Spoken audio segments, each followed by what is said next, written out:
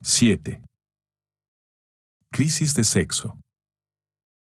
5 de mayo de 1999. ¿Hablar del psicoanálisis? ¿Otra vez? Todo está dicho y uno llega demasiado tarde cuando hay psicoanalistas que además hablan. Por otra parte, mi interrogación es mucho más indiferenciada que las cuestiones que la filosofía suele plantear a un psicoanálisis de constante mal humor. Cuando Mallarmé intenta pensar el balance del siglo XIX, su balance poético, aclaremos, propone la siguiente fórmula: hemos tocado el verso. Trato entonces de saber si, en el siglo XX, hemos tocado el sexo. Convoco al psicoanálisis con referencia a ese punto, le pregunto si da testimonio de que, en nuestro siglo, hemos pensado y transformado la sexualidad humana de tal modo que nos abre otra promesa de existencia. Lo exhorto a decirnos qué nos pasó en cuanto al sexo. Al respecto, creo que debemos partir de Freud. En lo concerniente a las relaciones del pensamiento y el sexo, a lo que es preciso llamar una ineluctable sexuación del deseo de pensar, hay una verdadera inauguración freudiana, un coraje personal fundador de Freud. Le aplicaremos nuestro método inmanente. ¿De qué se siente responsable Freud en lo relativo a la sexualidad? ¿Cree ser el agente de una ruptura en lo real del sexo, más allá de la transgresión de algunos tabúes morales o religiosos? ¿Tiene la convicción estremecida de haber tocado el sexo, en el sentido en que, después de Hugo, se ha tocado el verso? Para instruir la cuestión comentaré 4 textos tomados de los Psychanalysis y escritos entre 1905 y 1918, 37. La compilación titulada Psychanalysis es en mi opinión uno de los grandes libros del siglo.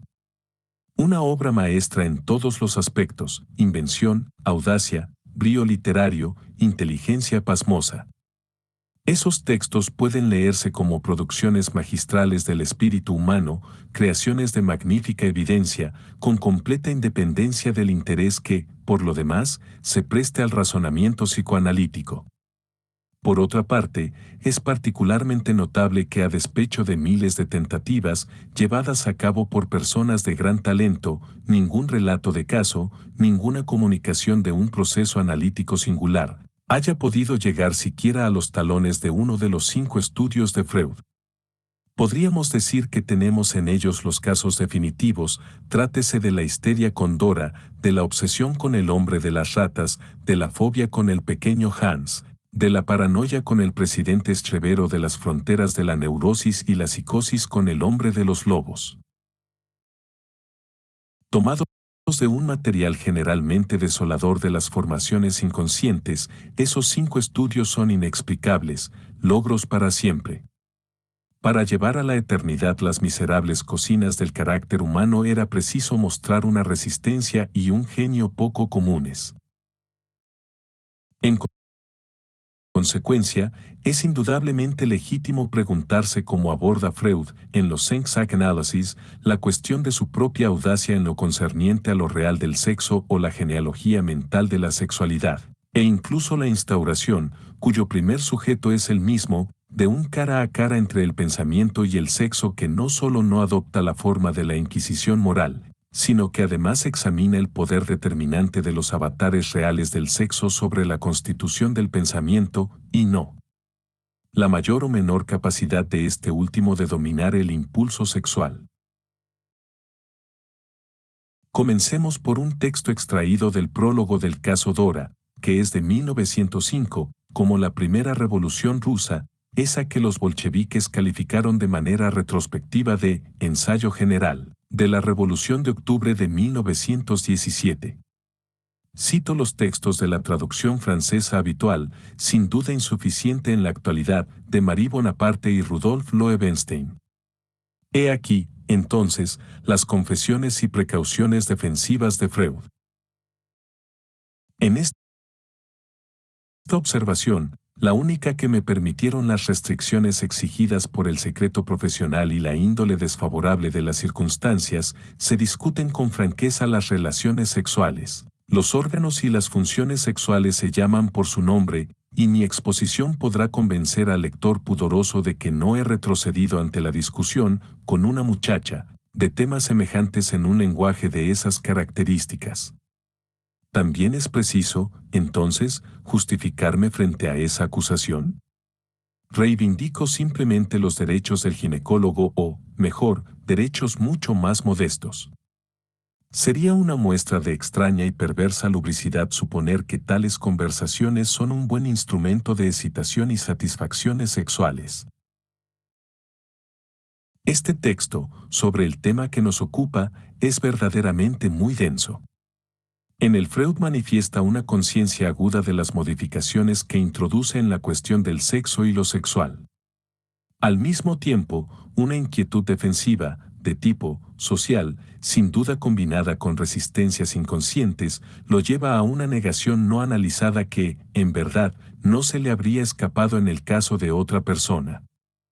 Según sabemos por toda clase de signos, una de las grandezas de Freud, como asimismo de Cantor, quizá la tercera fuente intelectual del siglo XX junto con Lenin y precisamente, Freud, consiste en haber obrado contra sí mismo y dado a lo sexual, en lo que respecta a sus efectos de pensamiento, una extensión para la cual no estaba preparado en modo alguno y que incluso suscitaba en él una antipatía espontánea. Del mismo modo que, en lo tocante a lo infinito y al despojarlo de su lazo sublime con lo uno, Cantor quebrantaba sus propias convicciones teológicas. Si nos movemos de lo explícito a lo implícito o de las tesis conscientes a las operaciones inconscientes, el texto de Freud nos dice 4 cosas.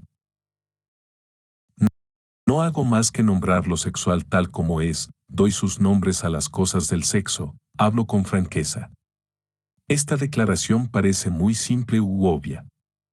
En realidad, en las condiciones de la época, es fundamental. La invención psicoanalítica consiste, por cierto, en sostener el pensamiento frente a lo sexual como tal. Pero lo importante es que no se trata de una mera relación de saber. Como Foucault no dejó de proclamarlo, la voluntad de saber el sexo no faltó jamás, pues está vinculada desde siempre a los efectos de poder de un control de los cuerpos y sobre todo del lazo de los cuerpos. La singularidad de Freud es que el cara a cara con lo sexual no es del orden del saber sino del orden de una nominación, una intervención, lo que él llama una discusión franca, que busca precisamente desvincular los efectos de lo sexual de toda aprehensión puramente cognitiva y por consiguiente de toda subordinación al poder de la norma. Desde ese punto de vista, la constatación de una ontología de lo sexual tal como es, órganos y funciones, sostiene a las claras una emancipación del juicio. Poco a poco, y quiéralo o no, el psicoanálisis acompañará el debilitamiento de las normas explícitas a través de las cuales se organizaba el saber de la sexualidad. Es que al pensarla en un cara a cara, como lo insabido de todo pensamiento, el psicoanálisis da a la sexualidad un estatus y, por decirlo así, una nobleza que ninguna de las normas anteriores podía aceptar. En lo concerniente a este punto, Freud es consciente de su originalidad y su coraje y asume el cara a cara entre pensamiento y sexualidad como una verdadera ruptura. No vacilo en discutirla con una muchacha. La cuestión de la femineidad, de la autonomía de la sexualidad femenina y de sus efectos, es una de las principales conmociones que el psicoanálisis provoca, acompaña y, a la vez, termina por seguir a cierta distancia. En el caso Dora, por lo demás, se trata más de escuchar, tomar al pie de la letra lo que una joven tiene para decir sobre el sexo que de discutirlo con ella. Pues el psicoanálisis naciente es ante todo la decisión de escuchar el decir histérico, sin hacer de él al instante una brujería que compete tan pronto a la anécdota como a la hoguera. Y Freud se empeña en sostener hasta en los arcanos de un sexual fundador el laberinto difícil de soportar de ese decir, para crear de ese modo una nueva región del pensamiento. El hecho de que, tratándose de ese pensamiento, no haya que proteger a las mujeres sino todo lo contrario, es algo atestiguado por la numerosa cantidad de psicoanalistas mujeres, y ello desde el alba de la disciplina.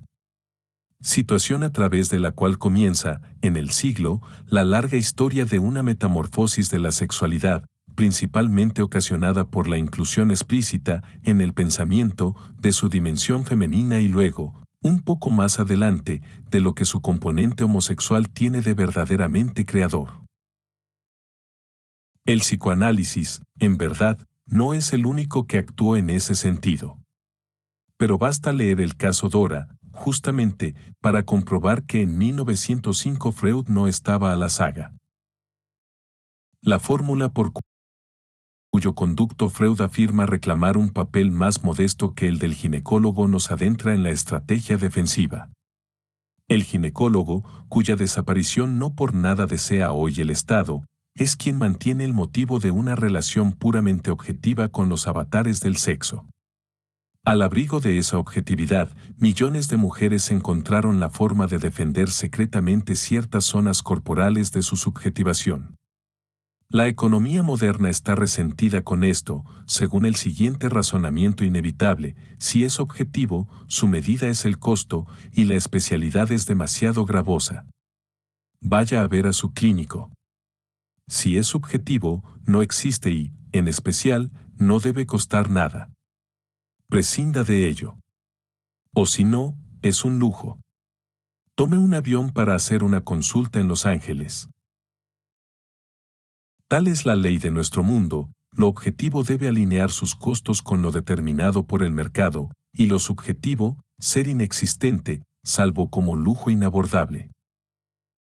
Sea como fuere, cuando Freud reclama el papel del ginecólogo, desubjetiva vigorosamente el entrelazamiento de su pensamiento y el decir sexualizado de la joven histérica. ¿Qué entiende, además, por los derechos más modestos? Que Dora no se desvista. Freud lo sabe perfectamente: la consideración de la sexualidad por el lado de su eficacia en la constitución de un sujeto supone una desnudez transitoria con la que el desvestirse médico no se compara. En la aurora de las transformaciones, vemos a Freud vacilar en cuanto a la versión pública que presentará de ellas. Se trata de adoptar el modelo de la objetividad médica, que desde siempre registra el cuerpo y el sexo. ¿O es cuestión de una subjetivación subversiva que afecte el relato sexual y sus efectos, y de la cual nada, ni la femineidad tal como se la admite, ni el innombrable goce, y menos aún la dilucidación del deseo de pensar, podrá salir indemne?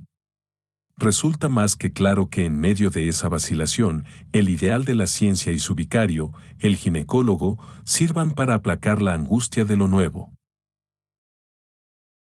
Ningún deseo, nos asegura por fin Freud, circula en este asunto, y sería de una perversa lubricidad creer lo contrario. El párrafo termina así con una negación que podría servir de caso de manual.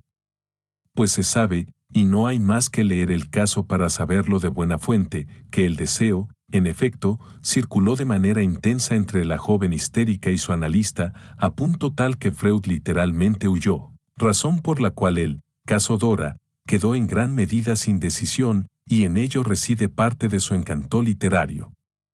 De ese modo, Freud legó a sus discípulos, como a sí mismo, un paradigma de lo que luego se denominaría contratransferencia, mediante la cual un analizante seductor logra manejar al maestro amo, Maitre, que lo analiza. No es uno de los menores aportes del siglo el hecho de haber pensado por fin en el surco abierto, sin duda, por el banquete de Platón, la inmensa importancia de las operaciones transferenciales y contratransferenciales en todo lo concerniente tanto a la transmisión de los saberes como al aglutinamiento de los grupos humanos en torno de algún fetiche oscuro. Como suele suceder con los maestros fundadores, Freud lleva adelante a la vez una penetración pensante en las regiones donde la verdad se sostiene de una barra puesta sobre el sexo, y retrocede un poco ante la nominación explícita de su práctica. No por ello habrá de tocar menos el trastorno deseante al cual se expone quien quiera dilucidar la incidencia de una verdad sobre la singularidad de un sujeto. ¿Qué nos dice de nuevo acerca de lo sexual el caso del pequeño Hans, texto de 1909? Tomo de él un fragmento significativo. Pero incluso el psicoanalista puede confesar el deseo de una demostración más directa, obtenida por caminos más cortos, de esas proposiciones fundamentales. Será imposible, entonces, observar directamente en el niño, en toda su frescura vital, esos impulsos sexuales y esas formaciones construidas por el deseo que en el adulto exhumamos con tanto esfuerzo de sus propios escombros, y con respecto a los cuales creemos que son el patrimonio común de todos los hombres y en los neurópatas solo se manifiestan reforzados o desfigurados. Con ese fin, desde hace años incito a mis discípulos y amigos a reunir observaciones sobre la vida sexual de los niños, acerca de la cual de ordinario se cierran mañosamente los ojos o se la niega de manera deliberada. En esta oportunidad se trata, en efecto, de lo que suscitó y aún suscita, véanse las declaraciones a veces verdaderamente insensatas que provocan las prácticas pedófilas, las resistencias más violentas, a saber, que existe una vigorosa sexualidad infantil, escena donde se construye el futuro de un sujeto. Por añadidura, para Freud esa sexualidad está tan marcada por su perversidad polimorfa que cualquier idea de que la naturaleza impone su norma al sexo parece de inmediato inconsistente. Freud tiene perfecta conciencia de la capacidad de ruptura de esta doctrina y por eso, sin duda, exhorta a sus discípulos a multiplicar las observaciones directas, a fin de armarse de un vasto aparato empírico para utilizar en las controversias. Vuelvo a decirlo, no es seguro que el coraje de Freud sea hoy inútil. El siglo dio por tierra, en verdad, con una de las tesis clásicas sobre la infancia, por ejemplo la de Descartes, según la cual el niño no era sino una suerte de intermedio entre el perro y el adulto, y que, para que llegara a la jerarquía de hombre, era preciso adiestrarlo y castigarlo sin la menor vacilación. Hoy nos atenemos a la Declaración Universal de los Derechos del Niño y vemos los procesos iniciados, sobre todo en los países escandinavos y por denuncia de los vecinos, a los contados padres que aún creen posible golpear a sus vástagos. Si esta mutación se toma aisladamente, ¿quién no ha de felicitarse por ella? La defensa del antiguo colegio inglés y sus castigos corporales está sin duda pasada de moda. La cuestión, no obstante, consiste siempre en conocer el precio que, en materia de definición del hombre, se paga por cualquier ampliación de sus derechos. Pues una igualdad es reversible. Si el niño tiene los derechos del hombre, esto puede significar que es un hombre, pero también tener por condición que éste acepte no ser más que un niño. De igual modo, si los macacos y las marranas tienen derechos inalienables, la situación puede ser un indicio de refinada piedad. Pero ¿acaso también quiera decir que estamos obligados a no creernos demasiado diferentes del mono o del cerdo? En ello radica toda la importancia de un interrogante planteado particularmente por Rousseau, ¿qué es la infancia? Freud responde que la infancia es el escenario de la constitución del sujeto en y por el deseo, en y por el ejercicio del placer ligado a representaciones de objetos. La infancia fija el marco sexual dentro del cual, en lo sucesivo, todo nuestro pensamiento debe mantenerse, por sublimadas que sean sus operaciones. Lo que aún en nuestros días constituye la dimensión subversiva de esta tesis no es que se le oponga como objeción, muy por el contrario, la animalidad del niño y la necesidad de su domesticación. El obstáculo es, más bien, la idea de que el niño es un inocente, un angelito, el depósito de todas nuestras ensoñaciones trilladas, el pequeño receptáculo de toda el agua de rosa del mundo. Eso es lo que vemos en los repetidos llamados a la delación, la pena de muerte y el linchamiento inmediato cuando se trata de la relación sexual con un niño. En esos llamados violentos, frente a los cuales la autoridad pública tiene muchas dificultades para permanecer impávida. Nunca, lo que se dice nunca, se tiene en cuenta lo que Freud destacó con su valentía habitual, que la infancia, muy lejos de cualquier inocencia, es una edad de oro de la experimentación sexual en todas sus formas. Desde luego, la ley debe decir quién es niño y quién no lo es, a qué edad se puede disponer libremente del propio cuerpo y cómo se castiga a quienes quebrantan esas disposiciones legales. En cuanto a los asesinatos, como siempre, deben ser reprimidos de la manera más justa y más severa. Dicho esto, no solo es inútil sino profundamente reaccionario y nocivo recurrir para ello a representaciones arcaicas de la infancia, al moralismo mentiroso anterior a Freud y olvidar que poderosas pulsiones, una curiosidad sexual siempre despierta, estructuran cualquier infancia. No obstante, es ciertamente delicado evaluar el grado de complicidad de un niño con quienes se proponen seducirlo sexualmente, aun cuando nos planteemos, lo que es justo, que la existencia de esa complicidad no implica la absolución del adulto dispuesto a aprovecharla.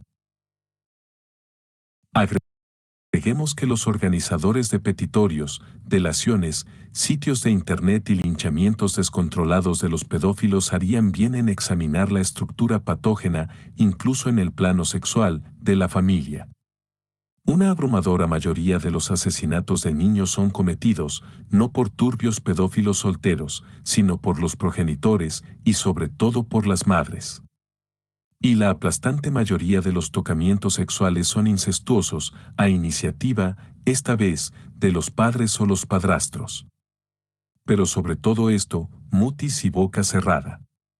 Madres infanticidas y padres incestuosos, infinitamente más numerosos que los asesinos pedófilos, solo encajan de manera trabajosa en el cuadro idílico de las familias en el que se quiere inscribir la relación deliciosa de los padres ciudadanos y sus criaturas angelicales.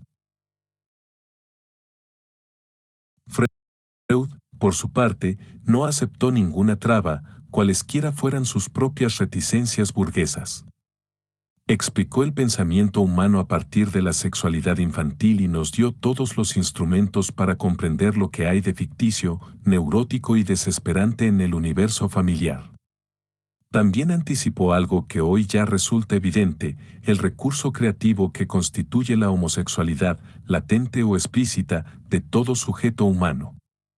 Consideremos, por ejemplo, este fragmento del análisis del presidente Schreber, un texto de 1911.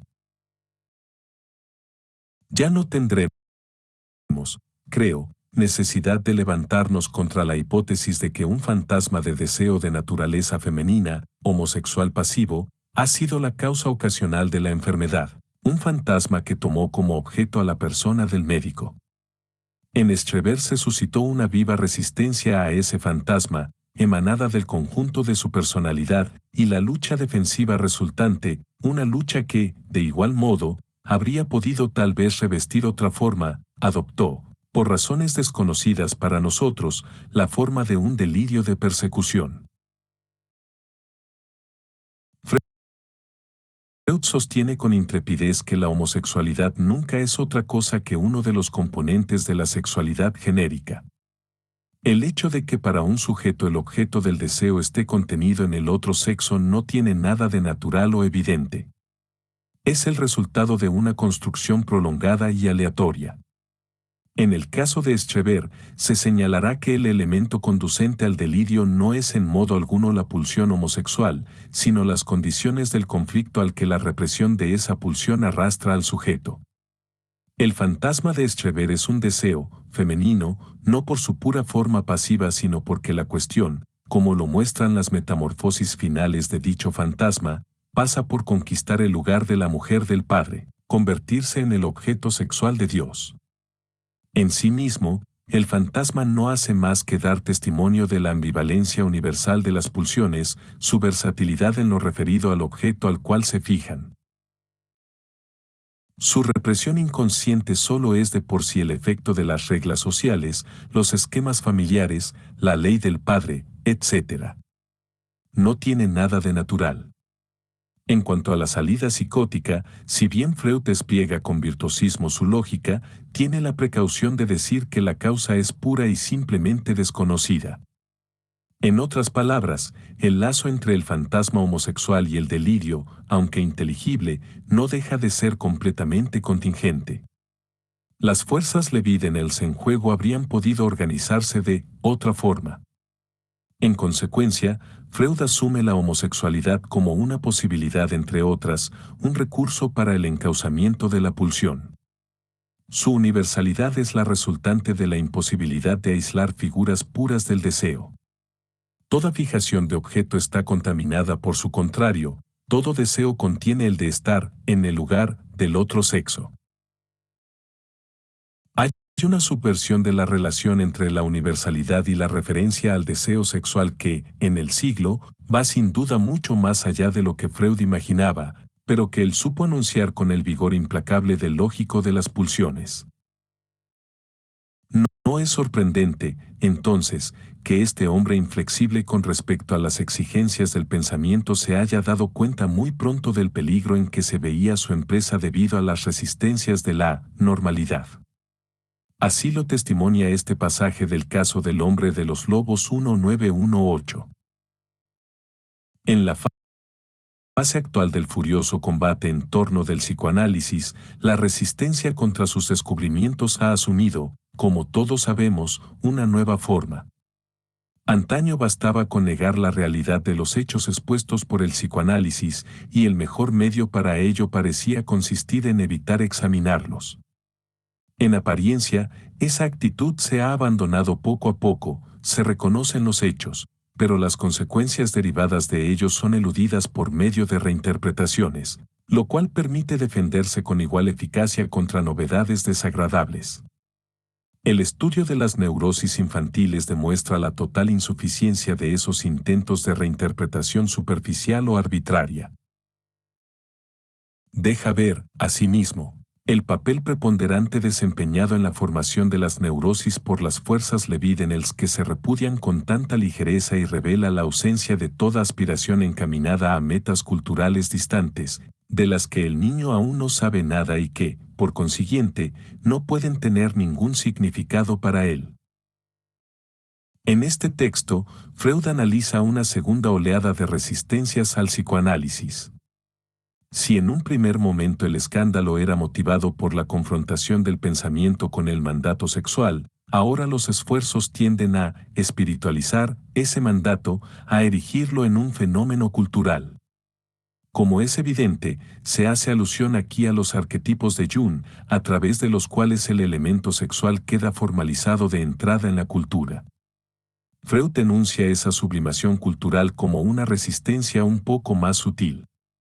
Es absolutamente necesario mantener el cara a cara con lo sexual y reconstituir sin temores ni evasivas la escena donde actúan las fuerzas Levidenels. Por lo tanto, ya en 1918 Freud ve con mucha claridad la maniobra que desde entonces no ha dejado de realizarse, consistente en remitir la articulación del deseo y su objeto al sentido preestablecido en la cultura, la mitología, la religión. Esta maniobra procura constantemente poner el sentido en lugar de la verdad e inyectar el elemento cultural en la libido. Se trata de la maniobra hermenéutica, y Freud advierte de inmediato que hay en ella una insidiosa negación de su descubrimiento, por lo cual es menester, en suma, volver al sexo desnudo y su radical ausencia de sentido. Que se trataba asimismo del combate contra la religión, de la forma moderna de ese combate, la forma exigida por el siglo XX, Freud, ese gran espíritu materialista, también lo sabía. Lo que espanta a la religión no es la importancia del sexo, muy por el contrario. Los padres de la Iglesia conocen algo sobre el sexo, sus perversiones, sus efectos, y son los últimos en subestimar su importancia. No. Lo que los espanta es que el sexo puede imponer una concepción de la verdad separada del sentido. Lo terrible es que el sexo sea rebelde a toda donación de sentido, mientras que la religión se juega su existencia en la posibilidad de espiritualizar y por lo tanto otorgar significado a la relación sexual. En lo concerniente al sexo, el sentido y la verdad, Freud comprometió al siglo en una gran batalla, que Lacan solía presentar como un combate entre religión y psicoanálisis. La apuesta del conflicto es saber si el sexo tiene sentido o, para hablar como Lacan, si en él existe algo razonablemente ligado, algo así como una relación sexual, o, por el contrario, si el destino subjetivo de la sexuación somete al sujeto a una verdad insensata, debido a que, como también dice Lacan, no hay relación sexual. Para decirlo simplemente, la función antirreligiosa del cara a cara entre pensamiento y sexo bajo el signo de la verdad consiste en apartar el decir del sexo de las pretensiones de la moral. Ese apartamiento significa una revolución de tal magnitud que cabe dudar que el siglo la haya llevado a buen puerto. Es cierto, estirpó el sexo de las figuras más evidentes de la moralidad. Lo desmoralizó, sin embargo. La moral puede ocultarse bajo el hedonismo. El imperativo, goza, hoy proclamado por todas las revistas para adolescentes, mantiene y agrava las estructuras que sintetizaba el imperativo, no goces. La revolución freudiana, que acompañó en el siglo la disputa íntima con la estructuración religiosa del sentido, ha quedado hoy en suspenso, enfrentada a nuevos modos de subjetivación sexuada en los que la forma aparente, heterosexual u homosexual, femenina o masculina, activa o pasiva, neurótica o depresiva, y así sucesivamente, tiene menos importancia que la angustia provocada por la cosa innombrable que encubre todo goce, en particular todo goce obligatorio. Como se sabe al menos desde el Bajo Imperio Romano, cuando el goce ocupa el lugar del imperativo y es lo que toda vida quiere asegurarse, se termina inevitablemente por gozar con la atrocidad. Vemos llegar la hora de la obscenidad general, de los gladiadores, de los suplicios en tiempo real, que hará añorar hasta las matanzas políticas del siglo muerto. El coraje de Freud nos resulta, sin duda, inspirador en ese aspecto, porque supo domar de manera ejemplar el pensamiento y ofuscar la lógica frente a aquello que, aunque solo sostenido en lo innombrable, no deja sin embargo de ser un ingrediente inevitable de nuestra verdad. El hecho de haber sabido llegar a lo real del sexo y no a su sentido hace de Freud uno de los muy grandes héroes del siglo, uno de aquellos que autorizan a decir que los años tan a menudo consagrados a la horrible y vana indiferencia de los particularismos no fueron inútiles para lo que el pensamiento tiene de universal. 8. Anábasis. 10 de noviembre de 1999. ¿Cómo concibió el siglo su propio movimiento, su trayectoria? Como un ascenso hacia la procedencia, una dura construcción